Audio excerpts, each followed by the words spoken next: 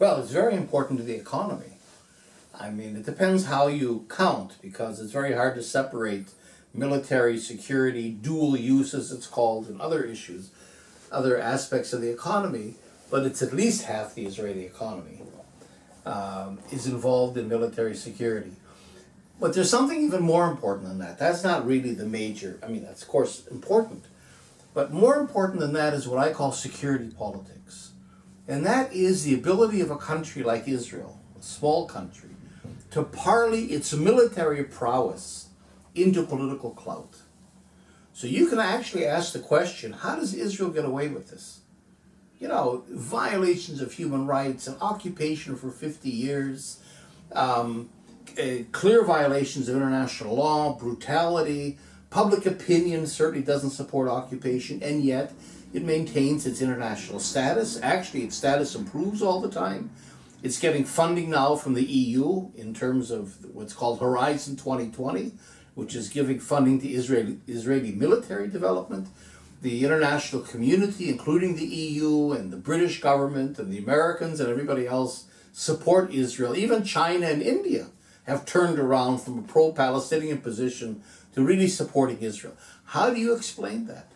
And I think that in terms of security politics, Israel, Israel's a small country. It can't produce F-35s and aircraft carriers and nuclear submarines. But its strategy, and it says this explicitly, is called niche filling. It looks at the hegemons of the world, whether it's Europe and the United States, the big hegemons that have their campaigns all over the world and need effective weapons, especially for what's called counterinsurgency, because the Western militaries are really geared towards interstate warfare, and you don't have that anymore. You've got what's called war amongst the people, and that's Israel's specialty. Or Israel works with dictators in the worst, poorest countries in terms of not only with their military's training and so on, but working with their security forces and the dictator's presidential guard and the special operations unit down to the police. I would say that Israel has more of a global reach in terms of military security policing than the United States, which sounds crazy. I mean, the United States, the Pentagon's budget is $1 trillion a year, 174 bases all over the world. But the American presence is a very shallow one. It's true you have bases, but in most places the American soldiers are on the base, eating McDonald's, and then getting in their airplanes and flying off somewhere. There's minimal contact to the local society, and it's military. Israel is in at least as many countries. We know that Israel sells arms and components and security systems to 130 countries. We know that much. Probably many more that aren't documented. I'm sure there's an Israeli-Saudi military relationship that's not going to show up anywhere. As a matter of fact, the British 2 years ago said that Israel is selling arms to Pakistan. Well, that's not going to show up in any official, so I'm sure it's more than that. So the Israeli global reach is very big. It doesn't have bases, but in terms of training military forces, supplying all kinds of military equipment and security equipment and components and radar systems, it's that. But unlike the United States, Israel's reach is also deep. It's in, like I said, into the security forces, the internal security forces of a country. It's into the police forces. It's into the prison system. I mean, there's just signed a couple of years ago what's called the Canada-Israel Public Safety Agreement. Israel's helping Canada run its prisons, run its borders, run its immigration policies. In other words, Israel is deeply, deeply, deeply, deeply embedded in the security forces of not every country, but close. I mean, there's only 193 countries or so in the UN. Israel's got to be in 170 some of them, at least, in a very meaningful way. So that's the security politics. It's not so much the money, although the money helps, but it's more that that it affects the policy of a government. For example, I'll give you two quick examples. One is India. India has always been very pro-Palestinian. Now you have Modi, who's the head of this right-wing Hindu nationalist party, And especially after the attacks in Mumbai a few years ago, India very much went for Israeli security. They built walls in Kashmir. Israel is training their security forces. And Israel today is the #2 arms supplier to India after Russia. It's the #2 arms supplier to China after Russia. In other words, this little Israel of 7-8 million people is supplying the 2 largest armies in the world. So that if you look at UN votes and in other international forums, all of a sudden India is supporting Israel. Another example, when the Palestinians went to the Security Council last year to get observer status and to try to get a time limitation on the occupation, try to get a resolution through, they thought they had enough votes in the Security Council, 9 votes, that would force an American veto and put the Americans on the hot spot. The last minute Nigeria turns around, that's always been pro-Palestinian, and abstained to help Israel. And they said very explicitly, Israel is the only country that's helping us with Boko Haram. You see? So that there's a direct connection between this kind of deep military and especially security. I keep emphasizing that security involvement and influencing the political positions of countries. So Israel's, besides the economics, Israel's great interest, of course, is to keep international support for its occupation, to allow it to continue what it's doing. And so it uses the arms in a way as a leverage for doing that. It's what I call security politics. The strong military powers in Europe and the US, and even I would say China, Russia, and so on, their arsenals are geared to interstate conflict. But where wars are today, Israel is the go-to place to go, because Israel specializes in exactly the kind of warfare that you have today. Asymmetrical warfare, counterinsurgency, counterterrorism, and going into, of course, securitization, domestic securitization, policing. Those are the niches that Israel has really perfected and provides very good high-tech components for, and of course a laboratory. You could ask the question, why doesn't Israel give up the West Bank and Gaza? It's 22% of the country. They don't really need it. They would have peace and security if they would give it up with the Palestinians. They could get on to why don't they give it up? And I don't think the answer is settlers and ideology and Zionism. I think you have to look at the occupied territory as a laboratory, first of all, for developing and testing weapons. And it's a resource. It's not only Israeli weapons that are tested, but I think Western weapons in general are tested. Everything from weapon systems like the disproportional attack on Gaza in the summer of 2014, down to crowd control. In Bil'in, where for the last 10 years there's been a weekly fight of Palestinian and Israeli activists against the wall, against the Israeli army, there's one Palestinian that's collected more than 100 canisters. Because every week the army throws a different kind of crowd control, whether it's a spray, or it's a silicone to make the sand slippery, or it's a stink spray, like skunk, for example, or pepper sprays. I mean, there's gases. And in a sense, for Israel, it's a laboratory. This guy has all the canisters. So that you can ask yourself, what country, in fact, has a laboratory of millions of living people that it can use, and in fact, if you go into the websites of military and security companies exporting arms or surveillance or security devices, they'll all say combat proven, tested in Gaza. I mean, this is actually the marketing edge that Israel has. And so from that point of view, it's managed to sell itself, again, as the go-to place. If you really want to control whether it's domestic populations or get into counterinsurgency, if you really want to be effective, we, the Israelis, have the tactics, the weaponry, and the models to do it that you don't have. And that's our niche, and that's where Israel delivers for these hedge funds.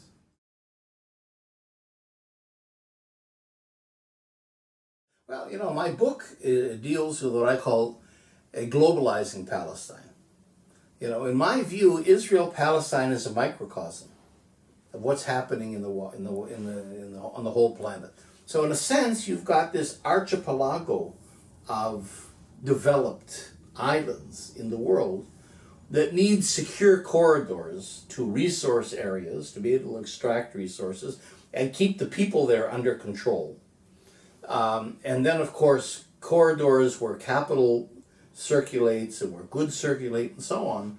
So you're creating this kind of archipelago with these secure corridors, and everybody else in the world is Palestine, in a sense. So again, if you're looking for a global model of how do we do this, how do we firewall ourselves in and keep everybody else out and then keep them under control and in the end pacify them, Israel provides the model.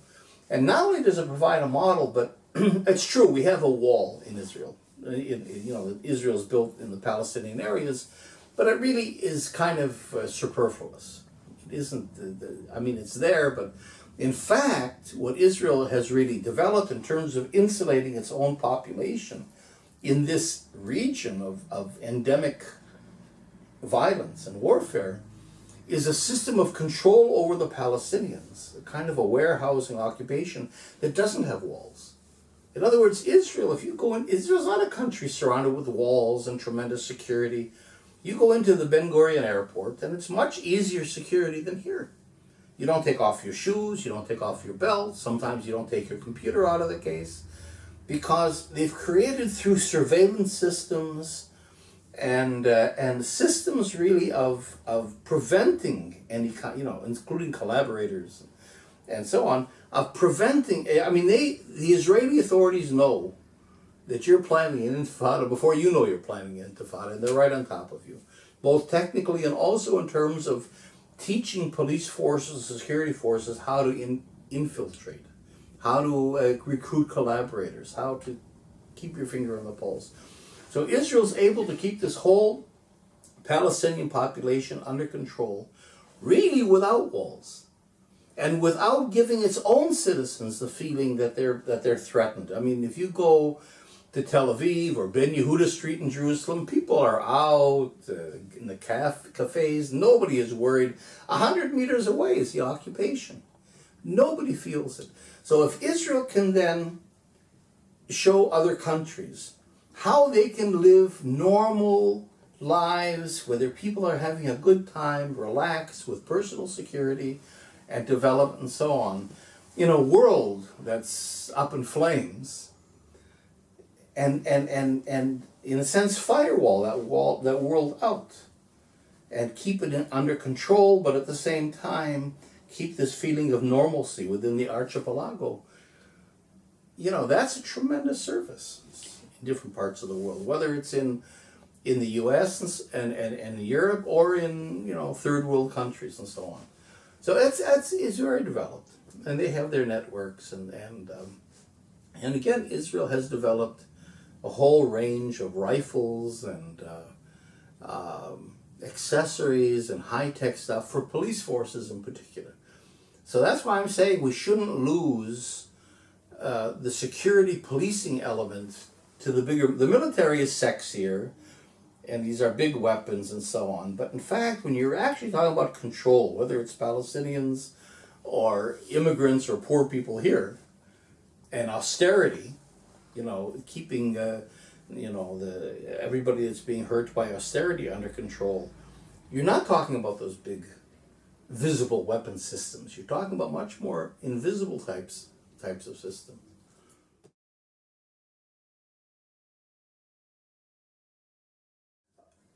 The Israeli involvement with European weapons development, security development is very strong. Israel is not a member of NATO, Although there have been countries like Italy in the past that have said they're willing to sponsor Israel. I mean, Israel, I think, aspires to be an actual member of NATO. Right now, it's in what's called the NATO neighborhood. In other words, it's an associate of NATO.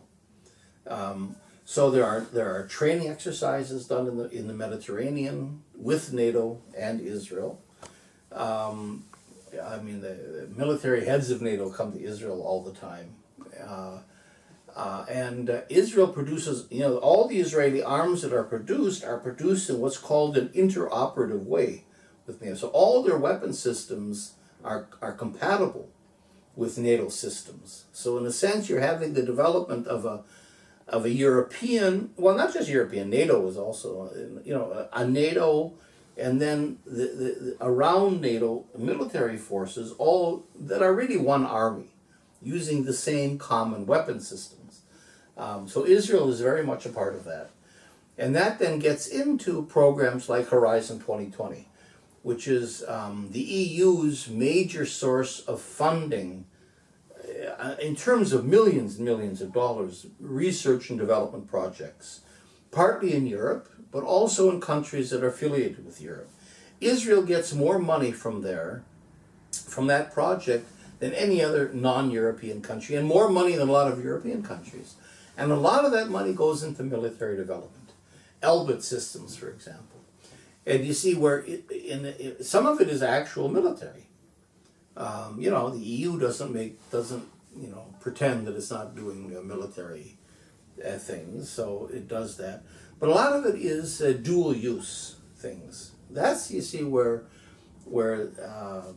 this is a wider story, because Elbit Systems produces weapon systems, but it also produces radar systems used for rescue.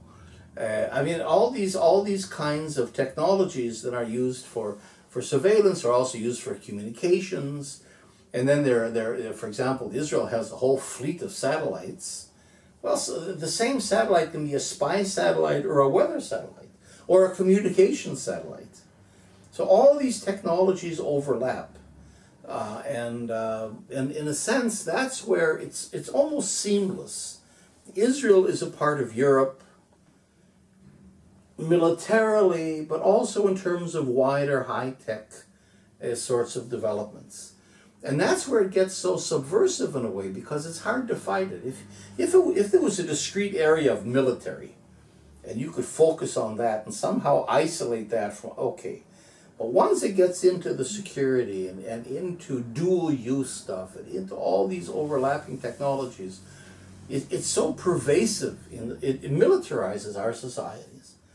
But it becomes invisible because it's so pervasive with everything else. So when you have austerity, you don't have to declare that now we're making our police forces tougher, or we're arming our forces, or we're going against people. It's simply, all of that is there. And it's at your disposal, and you simply use it. So it's kind of an invisible system, but very much responsive to things like austerity and social distress, unrest. The whole issue of the German sales of these 9 nuclear-capable submarines to Israel gets into this whole issue of relationships that go beyond the military as well. Germany has agreed to partly give, like 2 or 3 of them, and sell at a huge discount 9 nuclear-capable submarines, cutting-edge technology submarines to Israel. Of course, one question is, why would Israel need it? Well, certainly not against Palestinians that have. So obviously Iran is part of it, and the wider Middle East is a surrogate. So that leads us into really looking at Israel's wider role. But Israel can't produce submarines. It's way too much for a little country like Israel. But a lot of the technology, again, of these submarines is Israeli. So Germany to some degree provides the hardware, the shell, in its ports, in its building. But Israel provides the electrical systems, the avionics systems, the radar systems, so that on the one hand it's a tremendous subsidy to the Israeli high-tech, I mean, just putting together one nuclear submarine. Imagine the technology that goes into it. Now you've got 9. So it's tremendous jobs in Israel, a tremendous boost to the technology. And of course that technology gets into all kinds of other fields, whether it's military or civilian.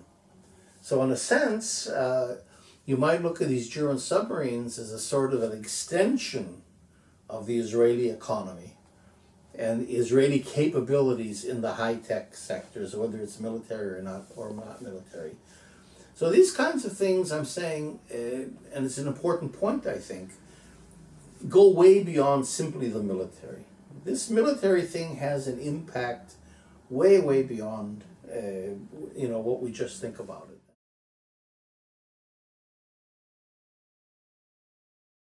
I suppose, like most people, think that the military makes your country strong. You're proud of it. I don't know how it is here. Maybe it's not like that. When I was growing up in the States, many years ago, the television used to go off at midnight. And it used to go off with the Star-Spangled Banner and the military planes flying over. That was how you signed. You said goodnight to your country. Sleep well, you got your country and your military is watching you. I remember a couple of years ago, I was in my mother's house in Phoenix watching the Super Bowl. Phoenix played, I don't remember who. And General Petraeus flipped the coin for which side, gets the ball first. And of course with a flyover of the Air Force. So it's become really, it's become just an integral part of life. It's unproblematic. I guess that's the problem. And that's what we have to do. We have to make it an issue. For most people, it's clear. There's terrorism, there's bad guys, there's bad countries, and we need to defend ourselves. What's the issue here? I don't even see what the problem is. Why? It's self-evident. We should stop using the word security because everybody wants security. Nobody wants to be pacified. And once you talk about pacification, the question becomes, who's pacifying me? I mean, you don't have a question like who's securing me, why are they securing me, how are they, I mean, all that's self-evident. My government has a responsibility to make me secure. And they're doing it, and so but once you talk about pacification, all of a sudden, who's pacifying? And why are they pacifying us? And how are they pacifying us? And these questions, then people begin to see the issues. So the language becomes important in terms of framing it in a way that people get it. As long as you stay within a security paradigm, and you say to people, well, security isn't really, or security really isn't in our interest, or they're using security for, it sounds defensive and it doesn't make sense. I say the same thing about terrorism. We shouldn't be talking about terrorism in Israel-Palestine, because that buys into their, if you start with terrorism like Israel does, that's why it's such a powerful argument. What do you say? There's no terrorism. Well, it's not really, terrorism isn't a big deal. Well, Israel's terrorist too. Whatever you say sounds dumb and not very persuasive. So what you have to do is reframe. So we talk about occupation and Israel being the strong party and militarism.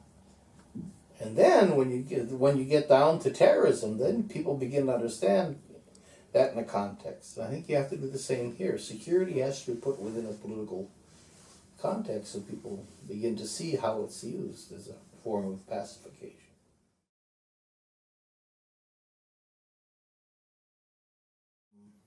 So in a sense, I guess what we have to try to do is to refocus people's attention on the symptoms, which are like immigration and crime and terrorism and warfare and conflicts and so on, to say, well, we can't keep, it's like that children's game where you hit one stick and the other one pops up and you hit that, another one pops up. You can't keep hitting individual issues. You have to really deal with what's going on. What's the underlying injustice here? What's the underlying reason why you've got terrorism and you've got thousands of people trying to cross the Mediterranean and so on. And give people, that's what I'm trying to do, my work. Give people a bigger picture, a context, that they could put something. They don't have a context today. And that's my criticism of a lot of our campaigns. And that is, we're asking people, people don't see the connection. My criticism, for example, the Occupy Wall Street campaign was, I think it was a great issue, and it really put its finger on what the problem was capitalism and Wall Street. And certainly Wall Street is not I don't know what it was here, but in the States, Wall Street, it doesn't have a lot of public sympathy either. I mean, it was a fairly easy target. And yet, they never succeeded in really explaining to people. You use words like neoliberalism. That makes sense to us. You go into Houston Station, people don't know what you're talking about. We talk in jargon, and we're disconnected, so that here we talk about neoliberalism, there we talk about militarism, there we talk about, eliminating poverty, eliminating the third world debt. I mean, all these things are really important, but unless you give people a context to it, they just seem to be a lot of issues that really aren't relevant to me. Why should I care about the third world debt? And so I think that's what I'm trying to do in my work, in this book even, is to connect the dots. Connect the dots for people, so they begin to see the big picture, and then it's much easier to present. And of course, connecting the dots also means putting them into the picture, how it affects them. But as long as we're just based on these particular issues, it doesn't make much sense to people.